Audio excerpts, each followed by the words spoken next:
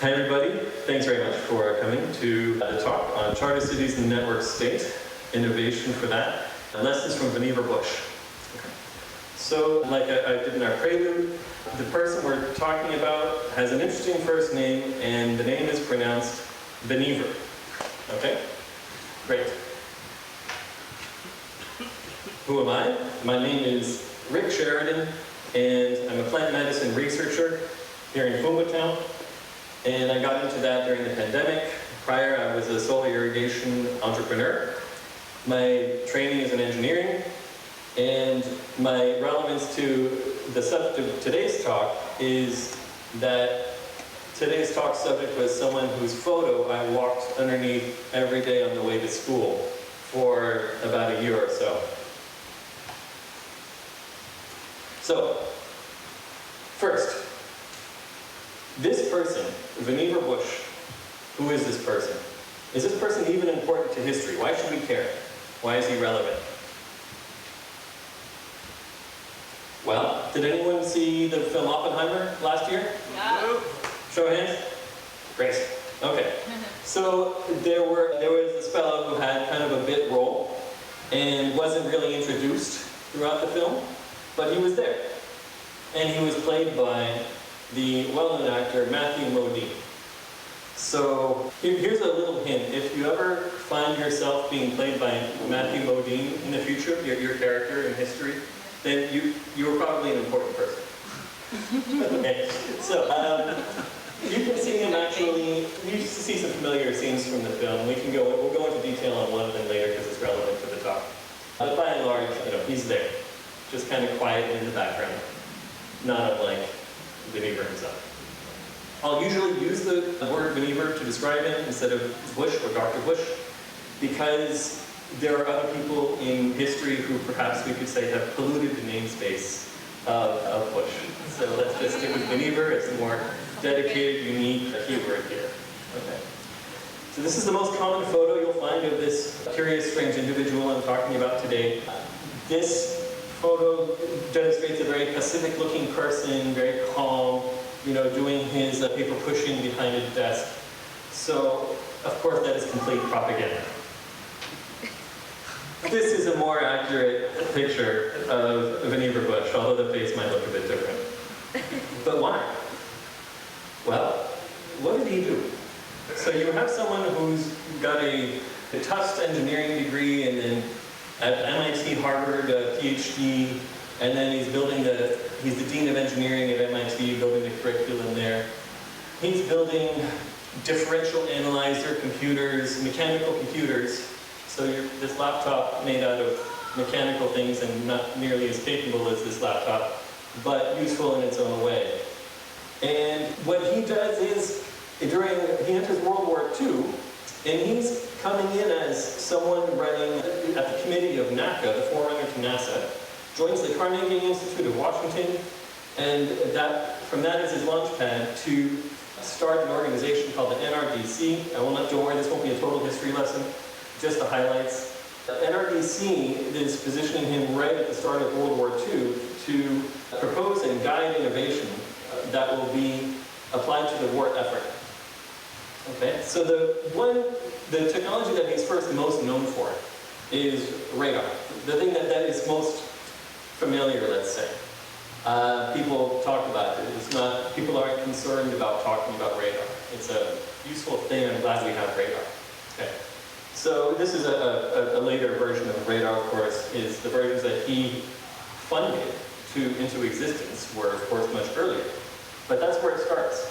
And his role then, this sort of paper-pushing role, is he's like an engineer of the administration of thousands of engineers. So for him, each engineer is like a component in that computer he built one time.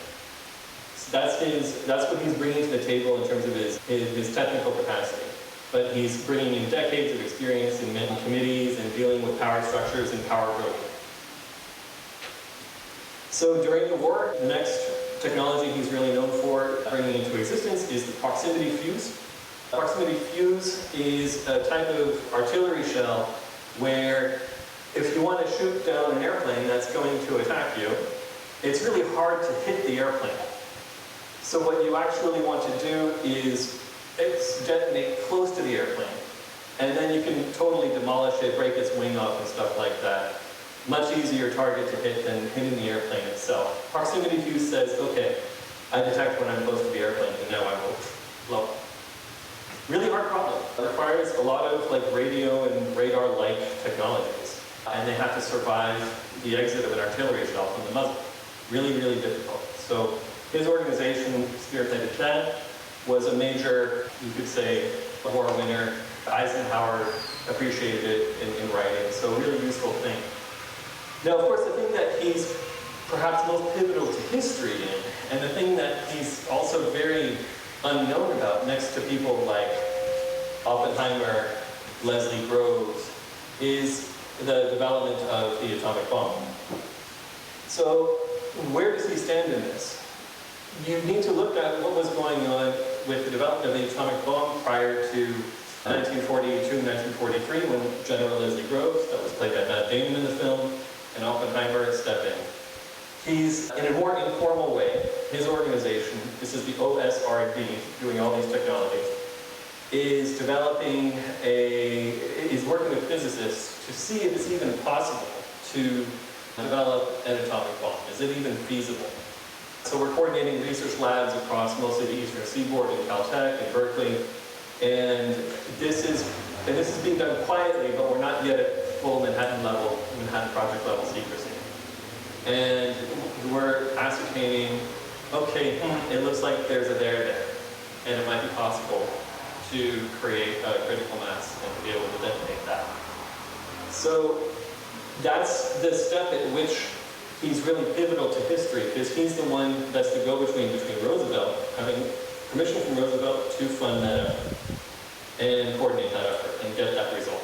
And that result turns into the actual Manhattan Project that we're all very familiar with. So now we have what I think is a probably more accurate to history view of who this individual is. He's done so many more things than this, but I think some of the things that demonstrate his greatest impact to history. Yeah, so Manhattan Project, right, you've got, there he is there, Vannevar Bush.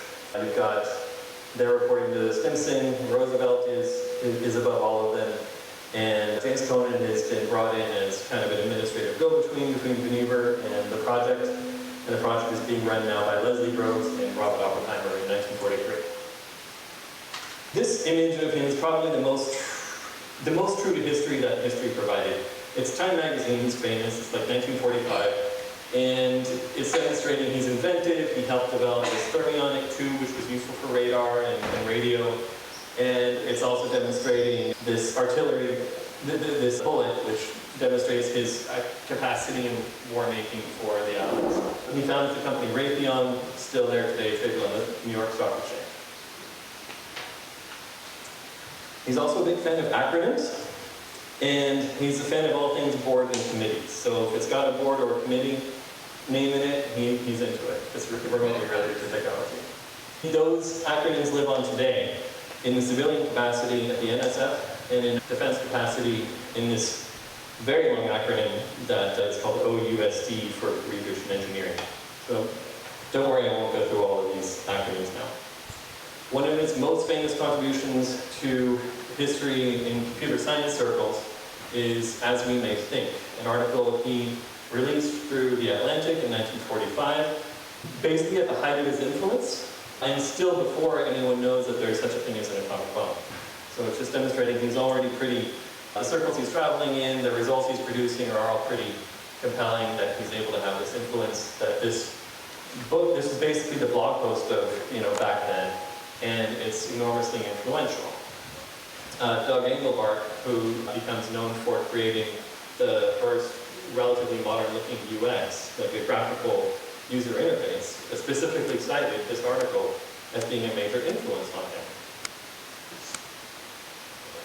Looking back through the lens of history now, it's interesting that almost every decade, people, when they talk about what was As We May Think talking about, it was describing an innovation called the MEMX. And the MEMX was a vision for how a computer might perform to recall information, typically things like research papers and news articles and stuff like that, to recall to eyesight like at a moment.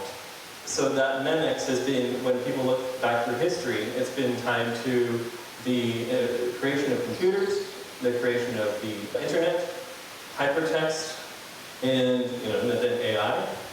Neuralink is in there. So there's sort of these, if it's the 1980s and I'm talking about what's the value of memex, I'm not even able to predict, I'm not even talking about what memex is still to predict in the future. I'm only able to say, oh, predict the computer, because we had computers in 1980. So time keeps on going that way, and we keep on seeing more things that memex predicted. Other things he's known for, if you travel in especially Washington, D.C. institutional circles, his book, Science, the Endless Frontier, was enormously influential to describe how his vision for how funding of government to academia should take place, particularly regarding basic science research.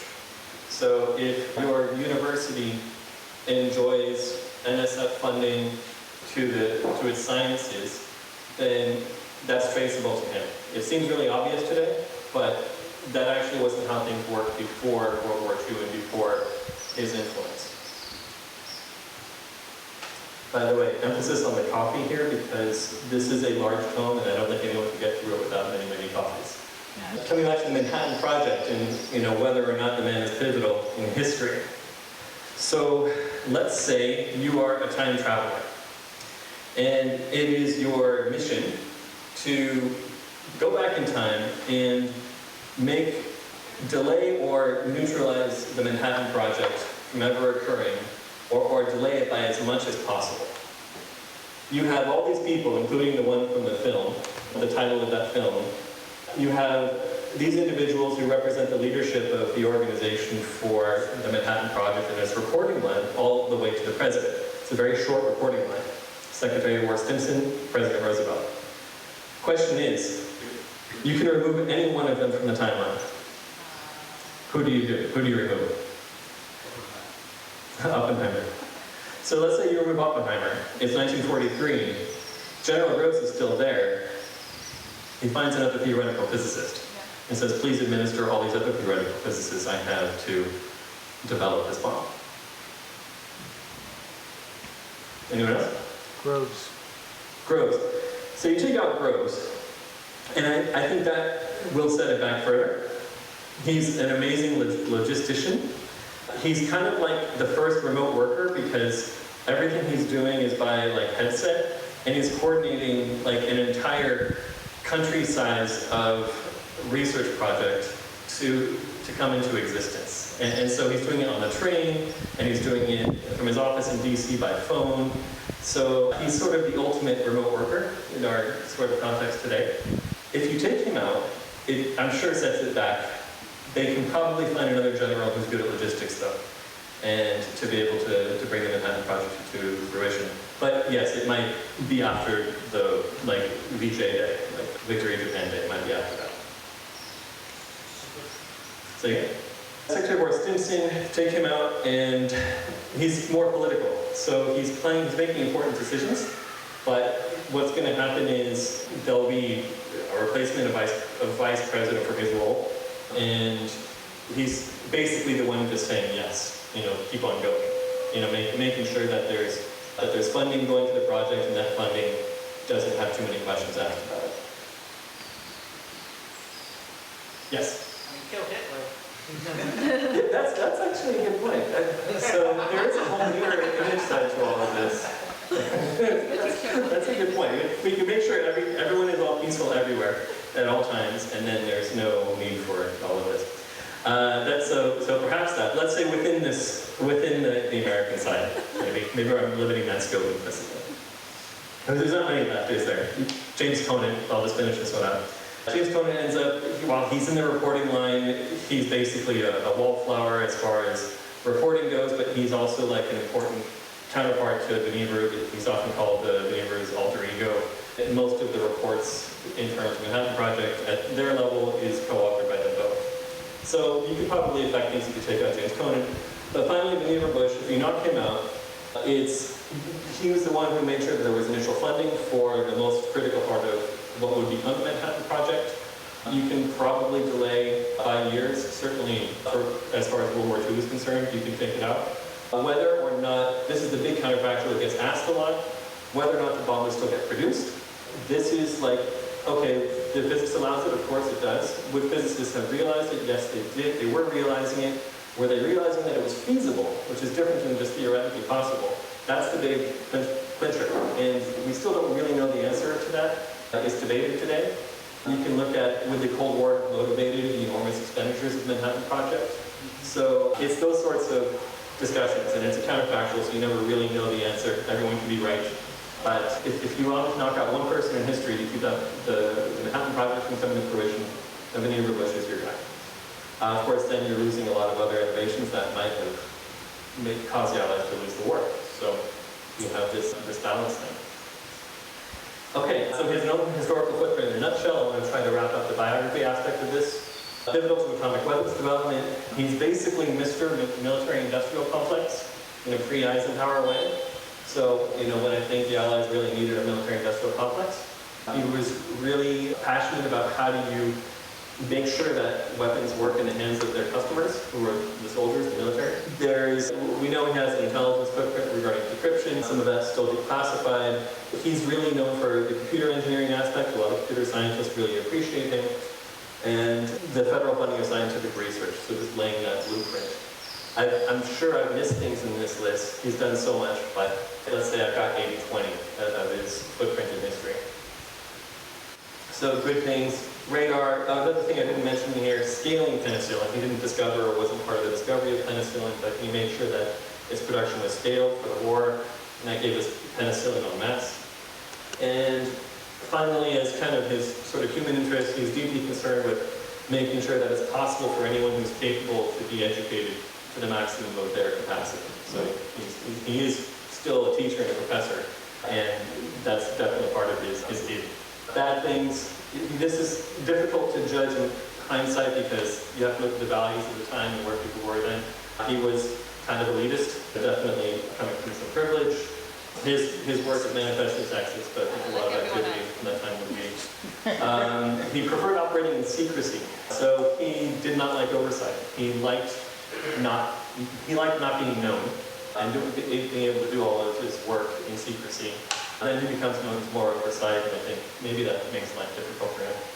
He advocated this sort of technocratic rule by elites. He wanted there to be, post-war especially, he wanted there to be experts who could rule in the name of the president and who were delegated by the president with this authority.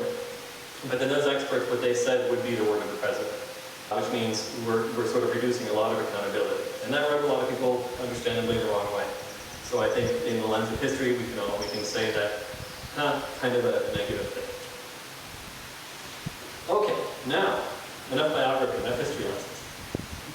Let's look at charter cities and network states. So what is Vannevar's connection to charter cities? Well, one of the very famous examples in this recent history on charter cities was the cities that were created from nothing. Let me know when it sounds familiar. For the Manhattan Project. So we can call them, maybe they could be called company towns, but now they're like government company towns. But in the case of Los Alamos, you're really looking at it's hard not to call it a community. You have people that really enjoy being with each other and, interacting together while they develop this enormously complex device. They're also downtown, which is one way to take a charter city off the ground. So. A prison! Don't give it away. Yeah. So Oak Ridge in Tennessee, that's where they refine the uranium. We're talking about enormous industrial concerns that required, special contracts with the Tennessee Valley Authority to power it. And then uranium is being produced for conversion to plutonium in Hanford, Washington. So again, remember, a country spanning industrial complex. These are the big ones that I'm highlighting here, but you can see there's lots of small ones that are not, company town, charter city types throughout the country. So these are very large industrial centers that were created from greenfield nothing.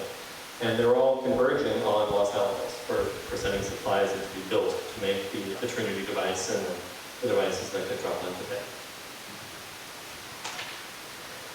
So they don't have color photos at the time, unfortunately. You have a sense of what that all looks like. I think this looks kind of familiar notionally from what we saw yesterday in yesterday's kind of Charter Cities talk. This zoomed out view of a town from scratch.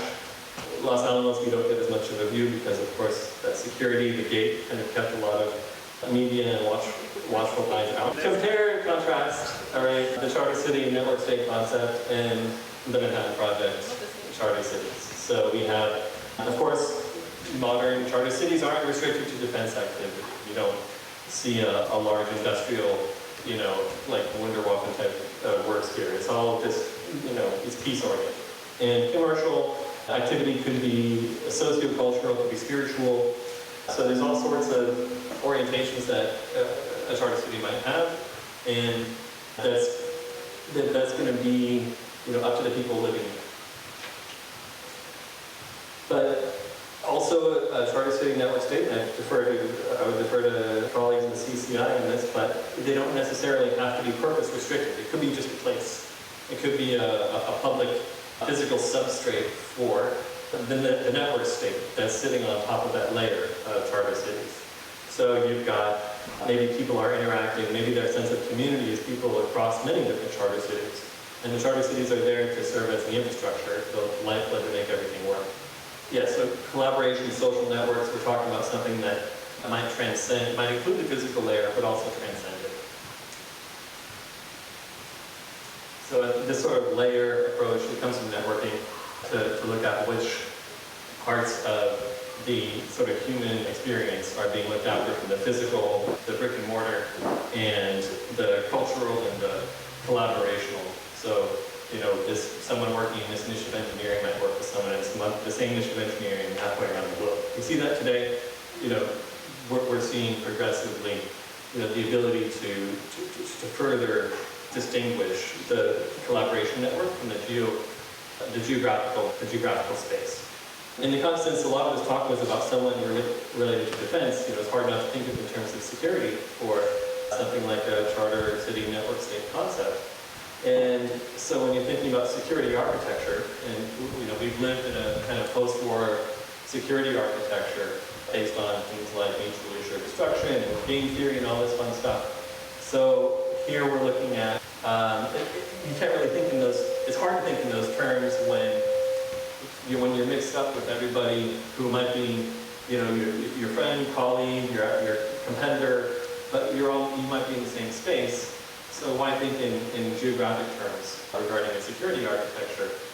Sure, human tension and conflict is eternal, but that tension and conflict might take different forms. It might be network to network rather than physical place to physical place. So you can start to think about what that might look like and what it might not look like, comparing with history. So something that I'm suggesting here is that the charter city requires a sense of purpose. The network state particularly is oriented around a sense of purpose. It's like, what is the network doing? Is it software engineers collaborating? Is it a particular niche? Is it people working on the same GitHub project from different places around the world? What brings that network and those people together? So at some level, commercial or otherwise, it's a sense of purpose. So if you're going to have purpose and you're going to be, creating something kind of fresh and new, like a network state concept, then you're looking at innovation. There's going to be innovation involved in what makes that tick. If it's all in the soft world, we're still talking about things like the themes we've been seeing during this pop-up city, like cryptocurrency. Like, what currency are people using? I think we're going as a segue next week into digital public goods.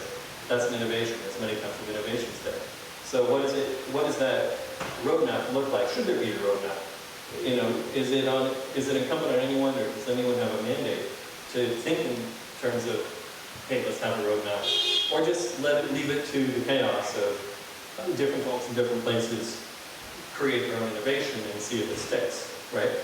There's this aspect of, are innovations self-supported, or are they planned for, and that could be a scary word, are they, let's say, facilitated or subsidized? Maybe we just think in market terms or financial terms. Do these innovations exist purely in a free market world? Are they purely state supported and you define state as you wish? Or is there something in between? Let's see. So first on the purpose part, I just want to wind that part up first.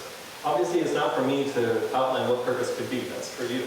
It's for the people who participate in charter cities and network states to decide what motivates them, what values they ascribe to, what they want to be a part of. But on the innovation roadmap, we can provide some framework. I should say, Vannevar can provide some framework and some guidance.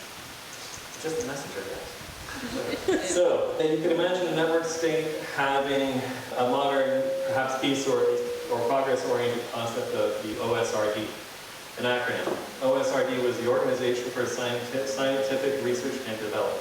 It was the wartime acronym, but at the end of the day, we kept forming all these committees that had the same purpose, the same concept of organizing research, but different. One had a wartime capacity, one had a peacetime capacity. So one can imagine there being an OSRD for peace, if you like, for the charter city network state concept. If you want to use the very familiar metaphor of swords to plowshares, welcome to. You don't necessarily have to bring the defense angle into this, but the idea that there would be innovation specific to the needs of charter cities and network states that they could leverage to further their ends. We'll get into some examples of those in just a moment. Tying up a thread regarding kind of market-supported, market-based versus state-supported. So in the industry that I've been coming from prior to getting into research, the off-grid energy industry, right? This is a industry that benefits from the market as well as benefiting from grants and subsidies from NGOs, from the likes of USA and these types of World Bank, these types of organizations. And we could think, okay, that's some weird small niche industry, but then you can flip over to mainland US energy utilities, electrical utilities. Turns out they don't operate in a free market context in their own right. And they benefit a lot from state support, state subsidies as well, even as they're getting revenue in a market basis from customers. So the idea of a public utility, all that is that, and all the diversity that is that, it's a hodgepodge, it's a mix. State investments in energy discovery, resource discovery, again, part of this melange. I'm going to try to accelerate. So projects, again, you all, the innovators there, you know better than I do what you think the charter city network state concept needs, but just to maybe whet the appetite. So there could be e-governance tools. There's currency technologies. So again, the cryptocurrencies you all know much better about than I do. Sources of truth for your favorite pet topic. The immutable blockchain, support that. Centralized finance, centralized science, near and dear to my heart.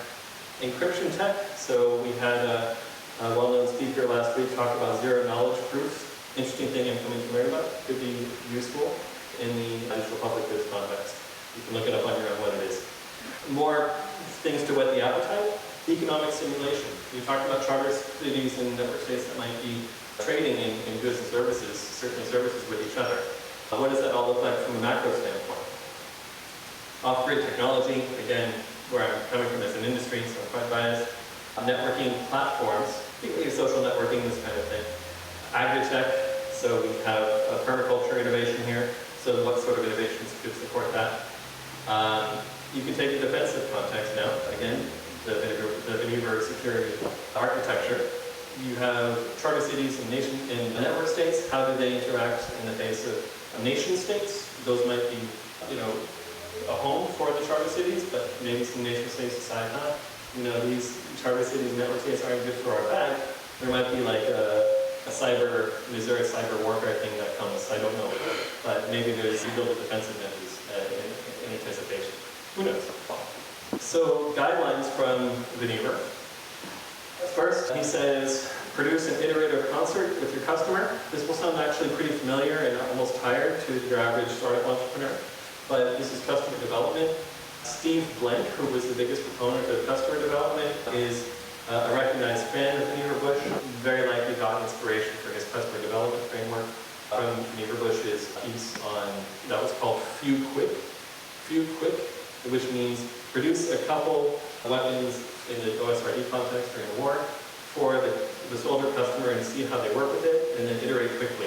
So just to use the language again, the commercial language, you have a customer, you provide them a few units of your product, if it's physical, or a beta of your software, if it's soft, and let them try and see how they use it, and then iterate quickly before you scale and invest in the time and the delay of scale. You know, that idea had to come from somewhere. It wasn't necessarily just out of the likes of Steve Blank and Eric Rise, you know, from nothing. Another one, again, cliche, but still useful to keep in mind. Sometimes cliches need to be repeated. Bring the best people into your fold. Let them produce with minimal intervention.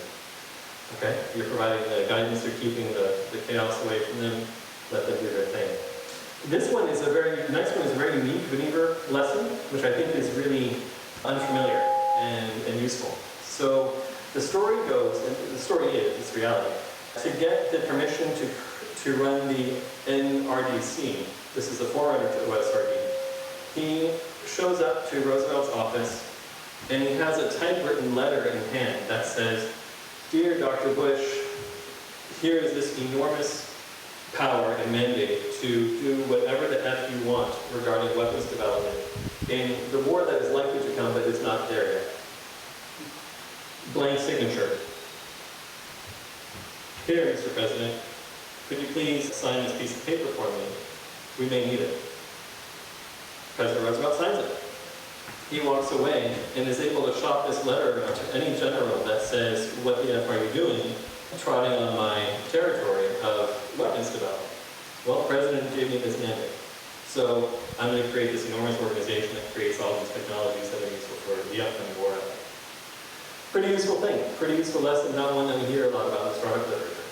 If you find yourself in a position that you need to develop something, you are needing some mandate, maybe in an administrative capacity, to accomplish something that's somewhat open-ended, that maybe even might not have as much oversight on it as it probably should. But you need to get it done because maybe there's an emergency setting happening. You go to the leader of the organization, make it really easy for them to give you that permission. Don't say, "Okay, President Roosevelt, can you please now wordsmith up this letter for me?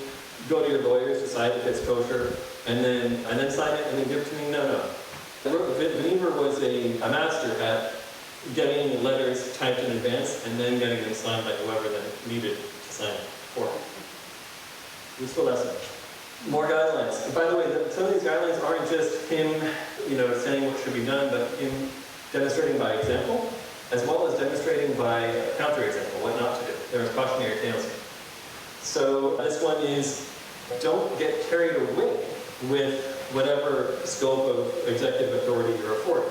So if you're given an enormous amount of power and mandate, maybe figure out a way to sunset it before things get out of hand, or at least build in some checks and balances over time, and maybe that's on your own conscience to figure out how to do that, to go ahead and do that. But you want some pushback, right? I think anyone in a startup board context is familiar with the need of having pushback. Don't expect to be the only game in town forever and always for your scope, whatever that scope is. So there's going to be others that maybe are jealous of what you do, or they rightly or wrongly think they ought to be having their own scope that's relevant to what you do. So you can't necessarily just push them out, take out all the oxygen from that, or else you might invite some pushback. Thank you. That comes from a couple of articles that have come out that are basically titled "The Downfall of Vannevar Bush." So they're interesting reading for anyone interested in palace intrigue. Finally, be wary of Nobelitis striking. Anyone ever come across this one, Nobelitis? Is that familiar? Okay. So it comes from there's some trend about when people get Nobel Prizes, they're suddenly given a microphone for talking about all topics, including those that have absolutely nothing to do with what they studied and got their Nobel Prize for. So it's saying, when they start saying random things, until the project has reached a mature state that's ready for the world. So you can just a purely commercial or a purely altruistic one. There still can be a role for teaching. So, of course, there are some types of projects that intrinsically have a security element, like if it's related to defense or civil security. But if you're talking about something where you don't necessarily want everyone to know what your defenses are, even if it's just cybersecurity, there's reason to keep, there's justification for keeping that not completely published for all and sundry. Of course, therein lies the rub. There's the challenge, which is that secrecy can metastasize, become its own leviathan. So when you can cite, community security, national security, that sort of thing for every activity, in this unaccountable bubble, you can do a lot of bad things as well as whatever good things you intended to accomplish. Also, you have the risk of the people who started that secrecy-related project might no longer be in the picture. Maybe decades have passed and they retired, or whatever.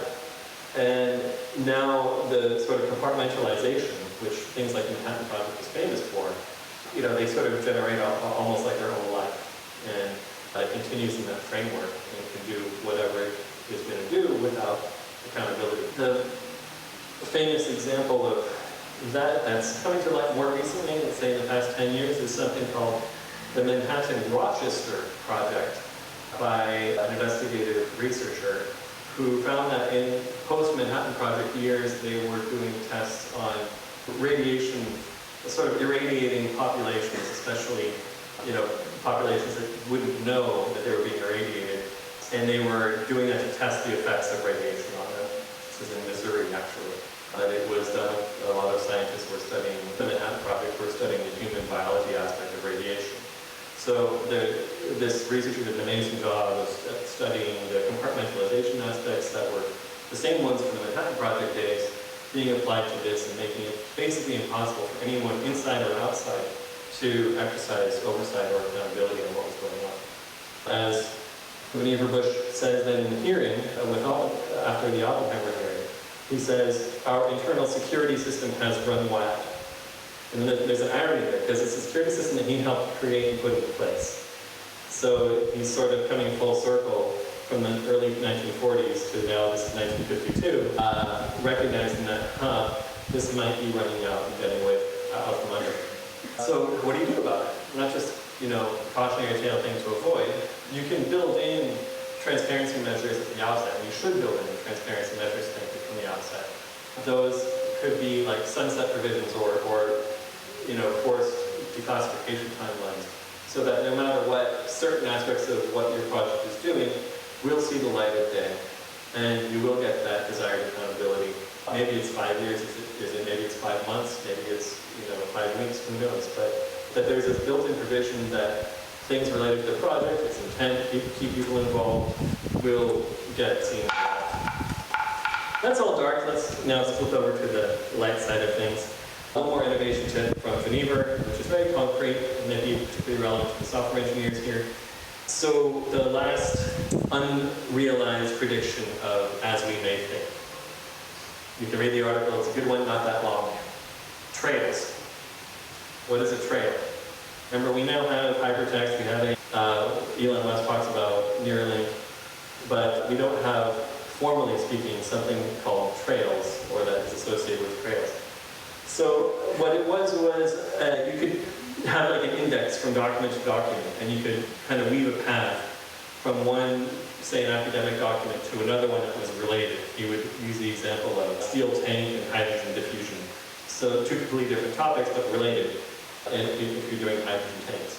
And so a researcher could go from one to the other and maybe tag it with their name. This is Kyle's topic on hydrogen diffusion through steel tanks. And someone else can come in, Kyle goes to Jaidi and says, okay, you're interested in this topic, here's my trail on it. And then Jaidi goes and looks up Kyle's trail and is able to learn about that specific relationship between these two otherwise unrelated topics.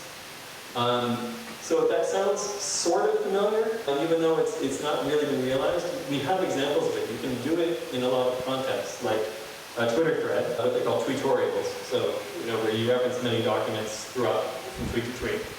Browser history, if you threw in the aspect of like socially referencing that, that's what someone came up with as a comparison for what the trail could be.